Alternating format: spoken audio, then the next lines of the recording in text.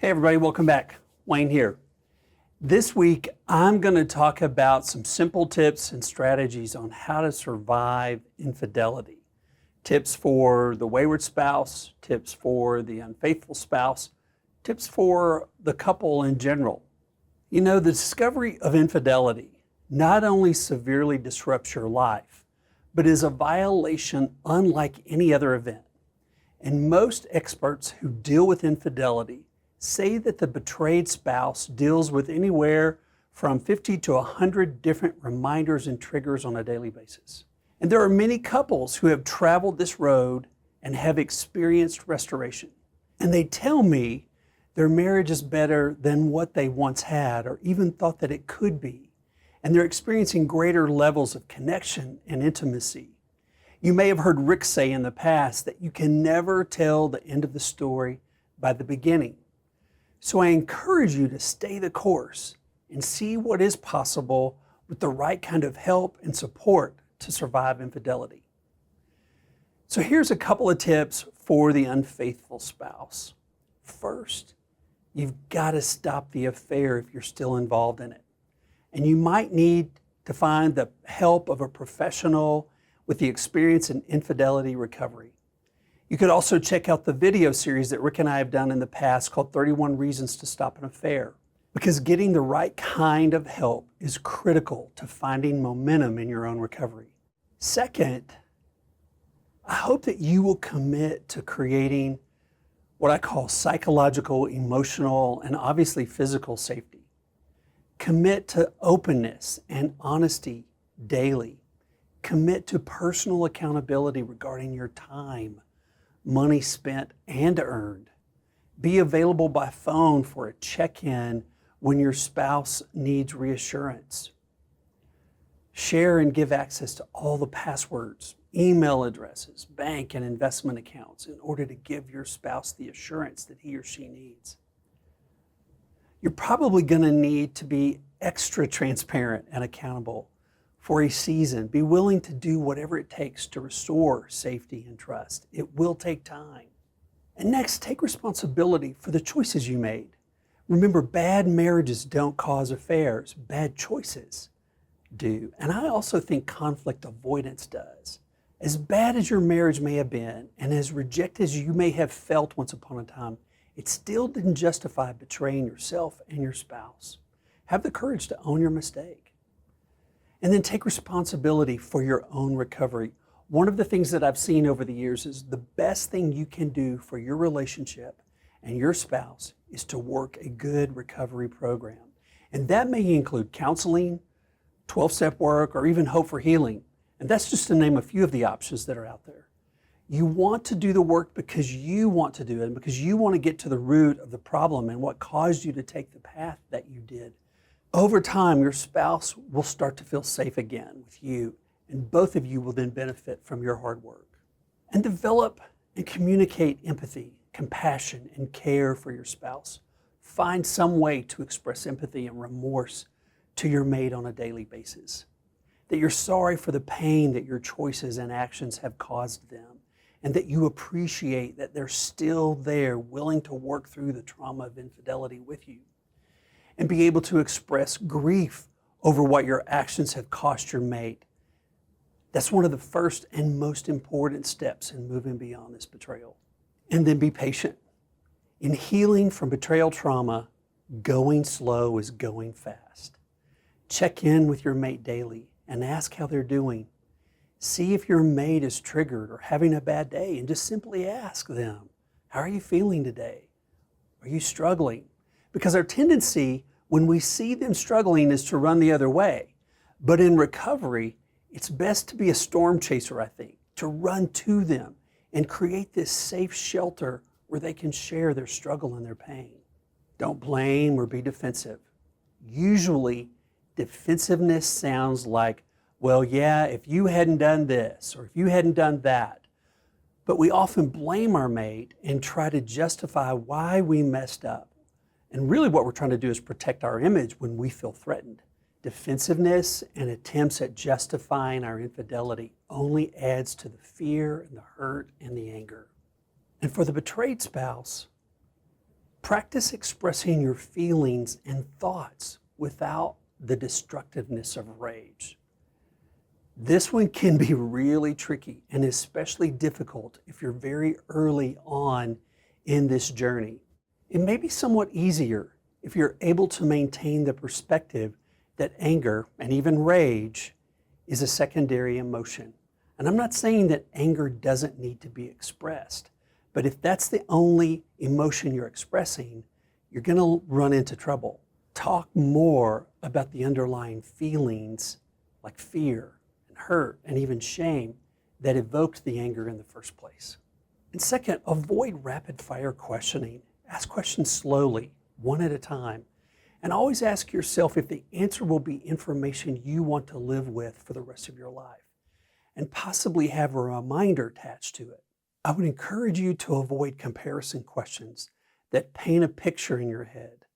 These questions create the intrusive thoughts that you will have to deal with later and possibly for months and years to come. Be curious if the questions you're asking are helping you move forward or not. Be open to forgiveness next. This doesn't have to happen fast or even right now, depending on where you are. But for your sake, you want it to occur at some point. I want to say that again. For your sake, you want it to happen at some point. Don't fall into the trap of believing that you can control your mate's behavior by not forgiving them. Remember, forgiveness is a gift that you give yourself. Forgiving isn't the same as reconciliation, but if your mate is safe enough, if they're working hard, maybe reconciliation is possible. And it's not a one-time act. There will be layers to forgiveness, just as there are layers to your pain. Remember, forgiveness is not a one-time act. There will be layers to forgiveness, just as there are layers to your pain.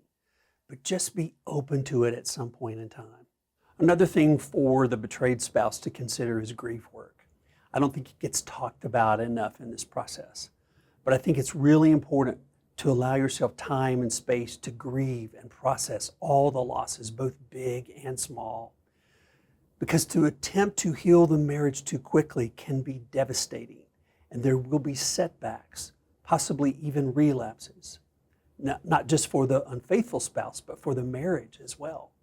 As my good friend Leslie says, it's not about the amount of time you give it, rather it's about how you utilize the time you give it. Now I want to talk about some tasks for the couple. I think it's really important to find support. Try to find 2 people for each of you that you can both agree would be safe individuals for support. Having a safe place to process feelings apart from the marriage can be beneficial. It's helpful for you to find someone of the same sex that you can vent to and grieve with, who's safe for you and has your best interest and the interest of the marriage at heart. And your spouse is absolutely going to need a trusted friend or 2 where they can do the same thing. If you don't have these trusted friends outside of the marriage, chances are the painful emotions are going to build up and overwhelm and come out in destructive ways. And you're going to continue to feel isolated and alone, and you don't really need to do that. Second is separate the marriage from this train wreck of infidelity. Remember, there is more to your relationship than infidelity. The betrayal does not rewrite your whole story, and your marriage does not need to be defined by this trauma. And although sometimes it may feel like it does, while you can never go back to what you had, you do have the opportunity to create something better than you ever had. Another thing you've got to do is take time to talk about the marriage and about the relationship and the effects of this infidelity. One of the worst mistakes that couples can make is to stop the dialogue about the infidelity too soon. It will stop at some point. It needs to. But you've got to be able to process through the effects of this infidelity. If you don't, it will most assuredly stall your efforts to heal as a couple and create underlying dissension toward your spouse. Allow time for both of you to process what you are learning about yourself and each other and relationships and all that kind of stuff. Another really important thing to do is to plan time to have fun and enjoy each other. Even if it's hard, give it a shot. Give yourself a break at least once a week from talking about this 24/7. This is really a must. Otherwise, you'll begin to feel like your identity and your relationship are just byproducts of this infidelity. Remember, there is so much more to life. So try to find some times, even if it's just a few minutes at a time, where you don't discuss this. You hear a lot of talk about affair-proofing your marriage. Well, I don't know that that's really possible, that you can affair-proof your marriage. You can, and you've got to affair-proof your own life. This goes for the betrayed spouse as well, who in many ways may be vulnerable for an affair if healing from the trauma after the affair is not completed. The unfaithful spouse needs to lead the charge if they're going to prevent relapse and eventually reestablish safety and trust for their mate. It's really important to remember that temptations don't define us and behavior does not equal motive. We have to be willing to be honest about struggles and temptations and dangerous situations all around us. Understand that if your mate is willing to share something that they're struggling with, then your mate is choosing to keep the marriage safe rather than to endanger it by hiding struggles and weaknesses and secrets. Commit to the hard work of your marriage. Marriage is a lifetime of hard work. Be willing to put as much time into your marriage as you do into other activities or hobbies that you love. You may have heard Rick say that the grass isn't greener on the other side of the street. It's greener where you water it. So be willing as a couple to talk about everything. Be willing to honestly discuss areas where the relationship is at risk, rather than just going through the emotions. Autopilot seldom works in recovery. And then one thing to consider is to give back. If you've already recovered or you're well down the road of this recovery journey, be willing to support others who are dealing with infidelity.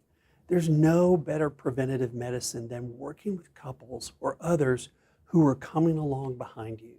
These tips that I've just shared with you are just a few of the suggestions that will help you find hope and create safety in your relationship. If you find yourself at this place you've never imagined, I'd invite you to consider that there is more to your reality and also more hope for your future than you can imagine right now. The unfolding consequences around you are temporary. Remember, Rick says you can't tell the end of the story by its beginning. A great next step would be for you to join us at the EMS weekend soon. Rick and his team have been doing these weekends in this format for almost 15 years. And I think it puts most couples 4 to 6 months down the road. And 86% of the participants report having a better relationship a year later. You can get all the details at affairrecovery.com under the Programs tab. I hope you'll take the time to search for your own pathway to healing and recovery, one that will benefit not only you and your life, but the lives of all those affected by your choices. Don't let one bad chapter define the entirety of your life or your story. There is hope. Thanks so much for joining me. It is always good to be with you, and I'll see you again soon.